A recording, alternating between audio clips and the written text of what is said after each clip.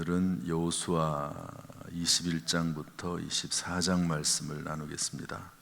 벌써 여호수아도 끝이 납니다.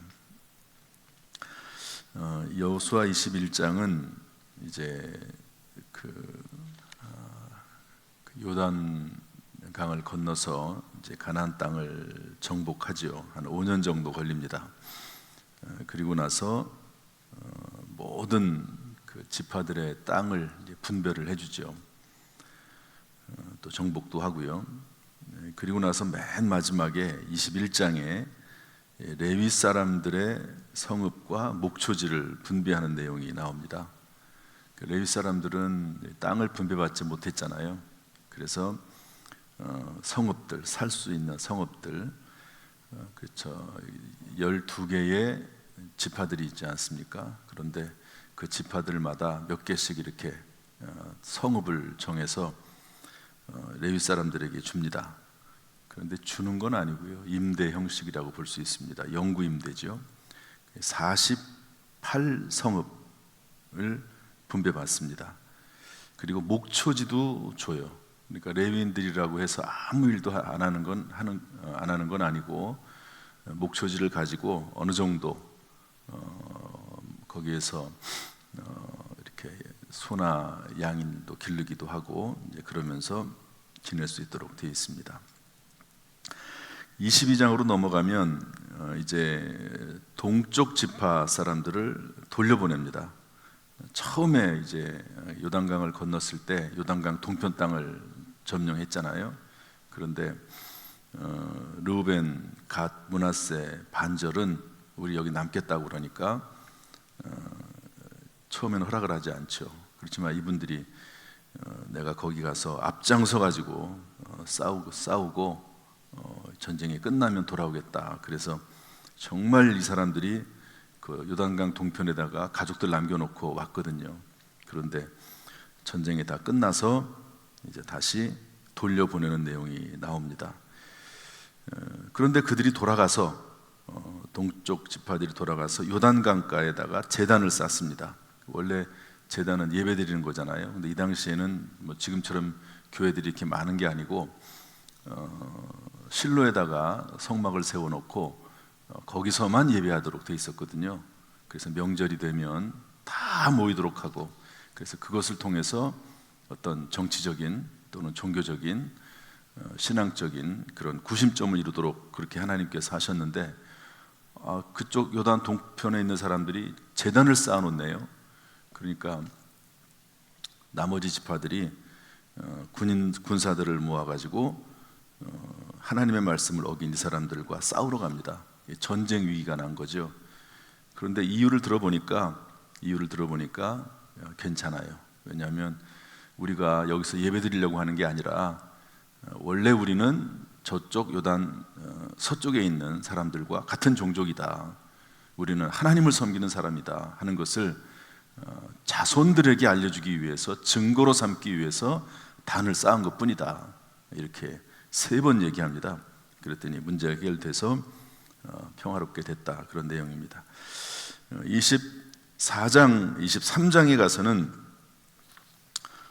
여호수아가 고별 설교하는 내용이 나옵니다. 첫 번째 고별 설교입니다. 24장에 가서는 여호수아가 고별 설교하는 두 번째 내용이 나옵니다. 그리고 마지막 39절부터 33절에 33절부터 39절부터 43절까지 내용을 보면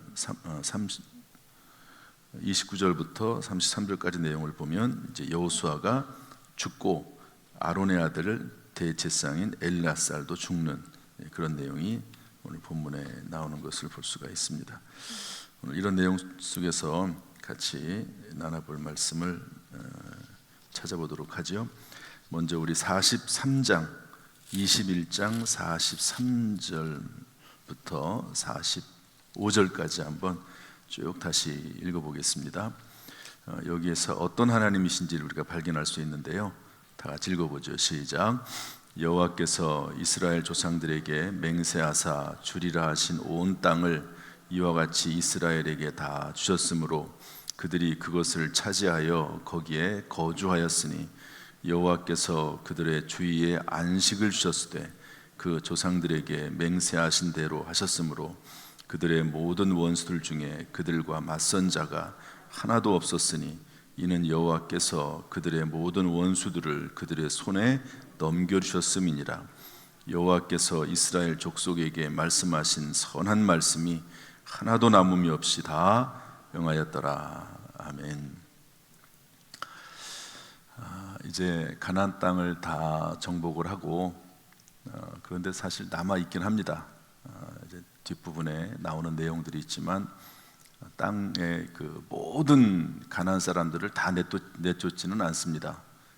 나중에 설명을 하는데 인구가 그렇게 많지 않기 때문에 한꺼번에 다 몰아내버리면 짐승들이 너희들을 공격할 것이다.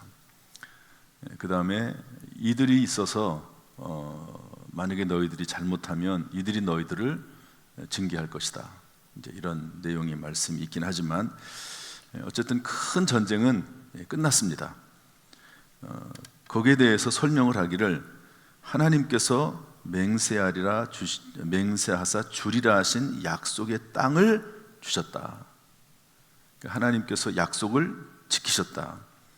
그리고 안식을 주셨다. 그리고 45절에 말씀이 하나도 남음이 없이 다 응답되었다.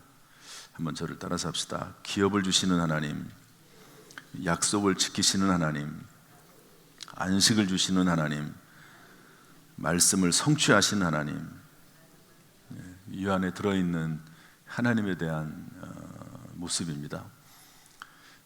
그래서 진정한 안식은 하나님이 주시는 거죠. 한번 생각을 한번 해봅시다. 그 노예 생활을 하지 않았습니까?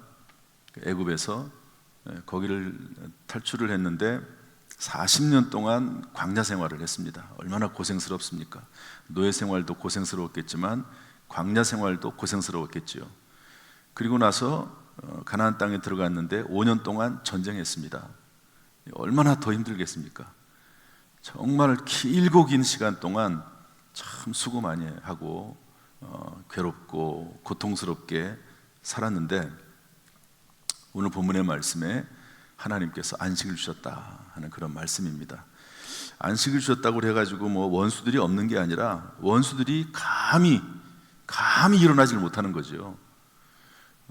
오늘날 아마 사탄 마귀 악한 영들이 우리의 원수들일 겁니다. 그런데 우리가 항상 깨어서 기도하고 하나님 은혜 가운데 있으니까 악한 영, 사탄 마귀 원수들이 맞설 수가 없는 거죠. 감히 일어설 수가 없는 거죠. 저는 오늘 이 말씀을 통해서 우리 성도들의 삶 가운데 참된 평안과 안식이 있기를 주님의 이름으로 축복합니다. 저도 뭐 목회를 하다 보면 어려울 때가 있거든요. 지금 글쎄요, 지금만큼 저 개인적으로도 그렇고 교회적으로도 그렇고 안정된 때가 없는 것 같아요. 저희 동기 목사님들 만나면 참 물론 다 그렇다고 뭐 일이 없거나 피곤하지 않은 이제 그런 일이 없는 건 아니지만 아주 동기들이 참 부러워하는 그런 면이 있습니다. 이게 교회가 평안하고 안정되니까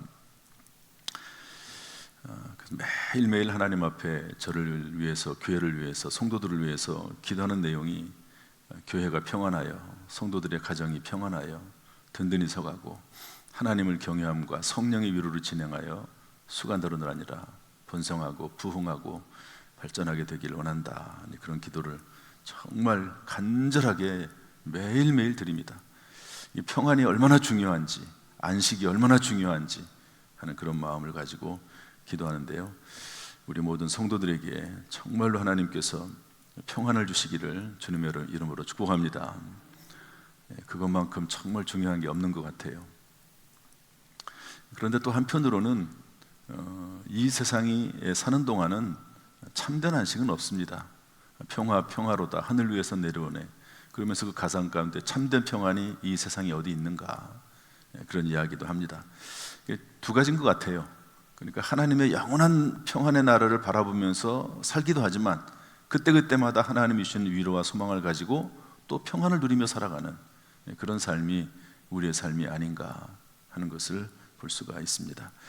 우리 성도들에게 또 우리 교회에 정말 하나님께서 평강을 주시기를, 또한 무엇보다도 이 나라 가운데 하나님께서 안식을 주시고 전쟁이 없게 하시고 평안하게 하시기를 주님의 이름으로 축복합니다. 그 다음에 우리 4절 말씀, 읽은 말씀 읽어보겠습니다. 22장 4절 말씀 다 같이 시작. 이제는 너희 하나님 여호와께서 이미 말씀하신 대로 너희 형제에게 안식을 주셨으니 그런즉 이제 너희는 여호와의 종 모세가 요단 저쪽에서 너희에게 준 소유지로 가서 너희의 장막으로 돌아가되. 안식을 주셨으니, 자, 제가 방금 말씀드린 대로 하나님은 기업을 주시고 안식을 주시고 또 말씀을 성취하십니다. 그런데 안식을 주셨으니 이런 말이 나오잖아요. 4절에 어떻게 하라는 말인가? 5절 말씀 읽어보겠습니다. 5절 다 같이 시작. 오직 여호와의 종 모세가 너희에게 명령하신 명령과 율법을 반드시 행하여 너희 하나님 여호와를 사랑하고 그의 모든 길로 행하며 그의 계명을 지켜 그에게 친근히 하고 너희의 마음을 다하며 성품을 다하여 그를 섬길지니라 하고. 여러분, 우리나라는 지금 순교의 시대가 아닙니다. 저는 교회적으로 볼 때는 안식의 시대라고 저는 그렇게 보고 있습니다. 초기에 한국에 기독교가 들어왔을 때는 예수 믿으면 심지어 잡혀가기도 하고 예수 믿으면 부모에게 매를 맞기도 하고 그랬거든요. 지금은 뭐 그런 시대가 아니죠. 평안의 시대입니다. 사실은 영적으로 볼 때 대한민국은 평안의 시대입니다. 지난번에 스리랑카에 다녀왔는데 거기는 불교 나라입니다. 교회를 세워지면 교회를 핍박을 해요. 그냥 놔두는 게 아니고 그 지역 주민들이. 그런데 지금 우리나라는 뭐 그런 나라는 아니잖아요. 그래서 지금은 핍박의 시대도 아니고 영적으로 이렇게 뭐 예수 믿는 사람들을 잡아 죽이는 그런 시대도 아니고 순교의 시대도 아닙니다. 그야말로 여기 나와 있는 대로 이제는 안식의 시대에 들어섰다고 볼 수가 있습니다. 그런 안식의 시대에 우리가 행할 것이 뭐냐라고 오늘 말씀에 표현을 하고 있습니다. 이렇게 돼 있죠. 하나님을, 너희 하나님 여호와를 사랑하고, 저를 따라서 하시길 바랍니다. 하나님을 사랑하고 하나님을 친근히 하고 하나님을 섬길지니라. 오늘 본문의 말씀입니다. 사랑이라고 하는 단어는 워낙 그 광범위하기 때문에 표현하기는 좀 어렵습니다. 뭐 사랑이라고 하는 것을 알면 다 아는 거죠. 뭐 사실은 여러분, 사랑이 뭡니까? 뭔가 좋은 것 같긴 한데 사랑이 뭔지 정의하기가 참 어렵습니다. 남녀 간의 사랑, 부부 간의 사랑, 친구 간의 사랑, 하나님과의 영적 사랑 다 다르거든요. 부모 자식 간의 사랑 다 다릅니다. 그 사랑의 개념이. 그래서 사랑을 정의 내리기는 어렵습니다. 그런데 여기 뭐라고 되어 있냐면 그 두 번째, 세 번째 보면 그의 하나님 여호와를 사랑해라 말씀해 놓고 그의 계명을 지켜 그에게 친근히 하고 이렇게 되어 있습니다. 친근히 한다는 말은 히브리어를 조금 더 자세히 풀면 이렇게 되어 있습니다. 찰싹 달라붙다, 굳게 결합하다, 밀착하다, 이런 의미를 가지고 있습니다. 그러니까 하나님의 말씀을 지켜서 그것이 곧 하나님과 밀착하는 거라는 거예요. 하나님과 가까이 하는 거라는 겁니다. 그것이 하나님과 친하게 지내는 거라는 거예요. 굳게 하나님과 결합되어 있다는 겁니다. 하나님의 말씀을 가까이 하는 게. 하나님께서 우리에게 요청하는 건 뭐냐? 지금처럼 이렇게 안식의 시대, 평안의 시대에 요구하는 것은 하나님의 말씀을 가까이 해서 결국 하나님과 밀착하는 삶, 이 삶을 좀 살아라. 그것이 오늘날 우리에게 주는 그런 음성이라고 볼 수가 있습니다. 그 다음에 하나님을 섬긴다 이렇게 되어 있는데요, 섬긴다는 말은 일한다 이런 뜻입니다. 히브리어로 경작하다 이런 의미거든요. 그러니까 하나님을 위해서 일하라는 거예요. 하나님을 위해서 헌신하라는 거죠. 올해 주제가 뭐냐면 구원과 선한 일입니다. 한번 따라서 할까요? 구원과 선한 일. 그래서 하나님을 위해서 무언가 일해야 된다 하는 것을 말씀해 주고 있는데, 하나님을 위해서는 예배드리는 거고, 교회 안에서는 셀 안에 서로 섬기는 거고 돌아보는 거고, 또 그리고 각자에게 맡겨진 사명을 감당하는 것이 선한 일이라고 볼 수 있습니다. 오늘도 이 새벽에 나와서 말씀 듣고 예배하고 기도하는 것, 하나님을 친근히 하려고, 가까이 하려고 우리가 무던히 애를 쓰는 겁니다. 사실은 조금이라도 우리가 벗어나면은요 참 어렵습니다. 신앙생활은 마치 이 자전거 페달을 밟고 움직이는 것 같습니다. 중단하면 넘어지게 돼 있거든요.